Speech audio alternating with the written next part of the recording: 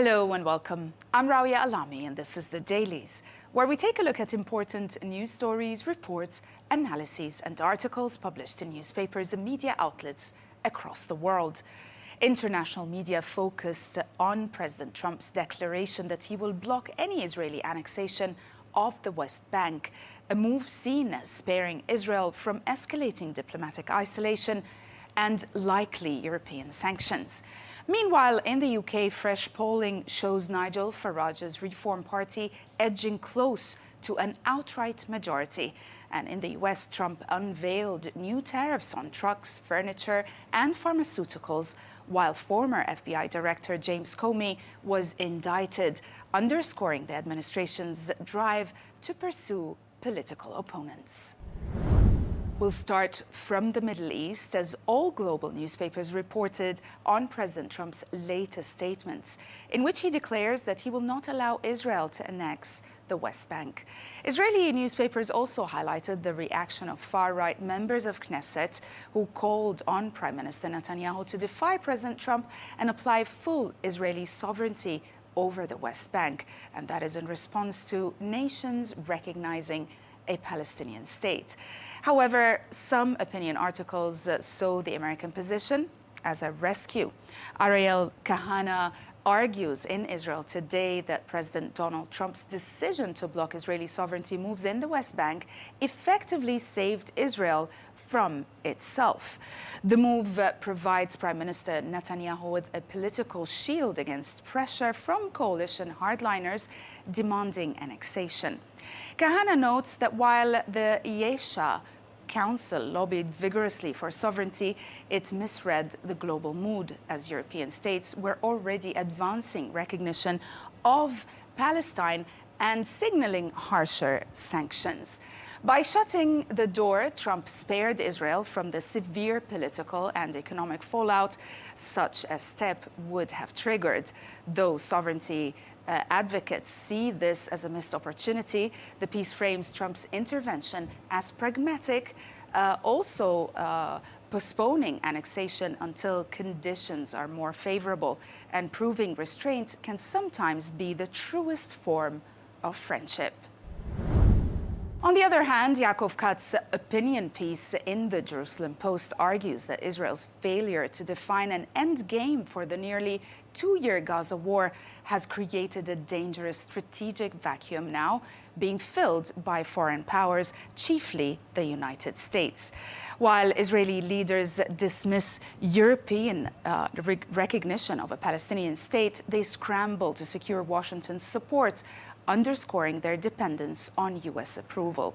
Katz also highlights in his article how Prime Minister Netanyahu's government has avoided articulating a day-after plan, partly due to political fractures and fear of coalition collapse, leaving the world to shape Israel's future at forums like the UN.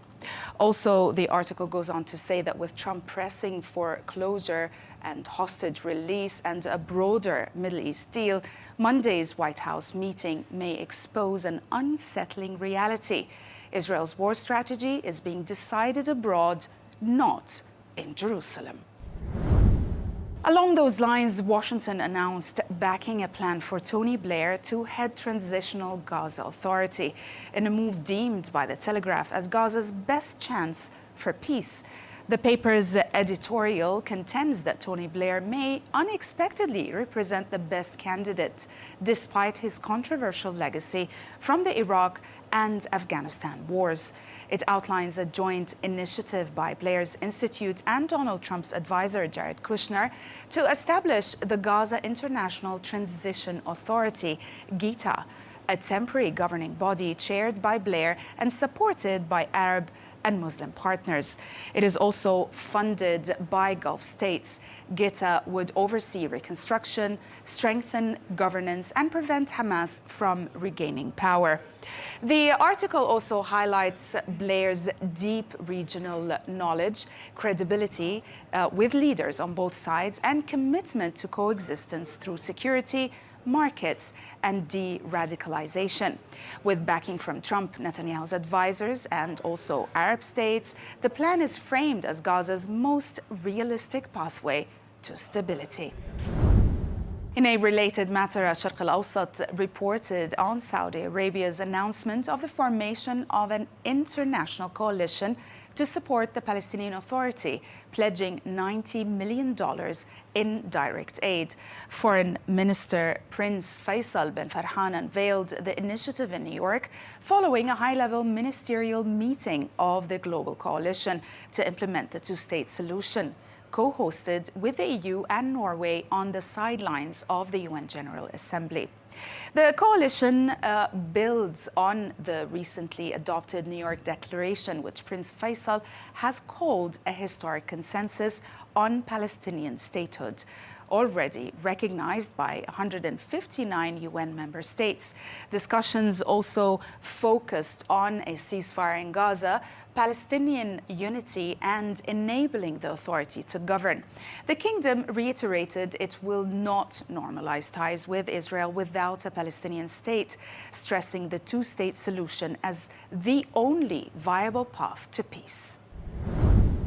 In an exclusive, The Guardian reports that Microsoft has cut off Israel's Unit 8200, the military's intelligence arm, from using its Azure cloud and AI services. The decision followed a Guardian-led investigation that revealed the unit had been storing and analyzing millions of Palestinian phone calls through Microsoft's platform in a mass surveillance program, described internally as handling 1 million calls an hour. After, of course, an internal review, Microsoft confirmed violations of its terms of service and moved quickly to terminate access. The move, which comes among mounting pressure from employees, from investors, and rights groups, is the first known case of a U.S. tech company withdrawing support from Israel's military during the Gaza war, raising broader questions about big tech's role in the conflict. Moving to America, the New York Times, like most American media, reported on the indictment of former FBI Director James Comey, describing it as a watershed moment in President Trump's second term. The analysis explains that the charges filed by Lindsay Halligan, a Trump loyalist with no prosecutional experience, came at the president's direct urging, despite internal resistance. The piece also highlights what critics argue, that the move shatters long-standing Justice Department norms designed to insulate prosecutions from political influence. It also goes on to say that by appointing personal allies and pressing for charges against adversaries such as Comey, Letitia James, and Adam Schiff, Trump has turned retribution into policy. The analysis concludes that while supporters hail accountability, legal experts warn the case reflects the erosion of the rule of law, signaling a dangerous precedent where justice appears subordinated to presidential power. As President Trump slaps new tariffs on pharma and big trucks, Phil Gramm and Donald Bordeaux wrote in the Wall Street Journal, delivering a sharp critique of President Trump's tariff revival, calling it the most protectionist policy shift in nearly a century. The piece explains that since the declaration of Liberation Day in April, tariffs averaging 20% have fueled price hikes, slowed job growth, and also undermined U.S. competitiveness, particularly through steep duties on metals and important components.